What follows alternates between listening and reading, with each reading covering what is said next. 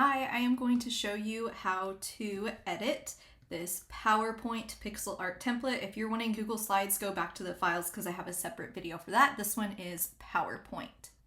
So this right here is the template for the pixel art, and here is the answer key. Basically, you will just have to insert 12 correct answers from your worksheet and then 12 fake or wrong answers.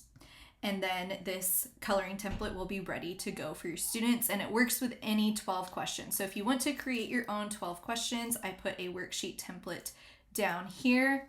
If you already have 12 questions, that's great. If you don't, all of my differentiated worksheets in my store, I have over 300 for 7th grade, 8th grade, and algebra. They are all 12 questions each. So you could go there to find a topic that works for you too. So I'm going to demo it with this interior angles of triangles worksheet. Okay, so here's my worksheet. I'm going to use the version A.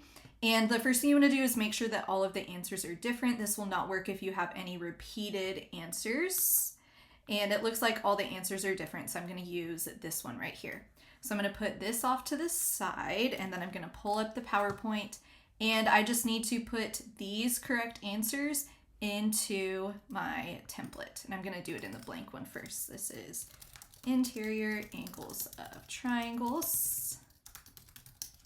Okay, and let me input all the correct answers. You just want to randomly disperse them. Okay, I have all of my correct answers in the worksheet now. And now what I want to do is put wrong answers in the worksheet. Students are not going to color these letters. The colors here are wrong. So I'm just going to make up some, and you just need to make sure that they are not the same as any of your correct answers. Now I have my correct and incorrect answers in these boxes, and you just want to double check that none of those are repeated. Next thing you want to do is copy this over to the answer key if you want. You don't have to do this. This was interior angles of triangles. All right, so we are almost ready to print this out for students. You just want to take away that pink shading. I had it there to make it easier for you to see where the correct answers should go. You can either do no fill or shade it white. I just did no fill. And now you are ready to print this page for your students and the 12 question worksheet. I hope that was helpful, and feel free to send me an email if you have any other questions for me.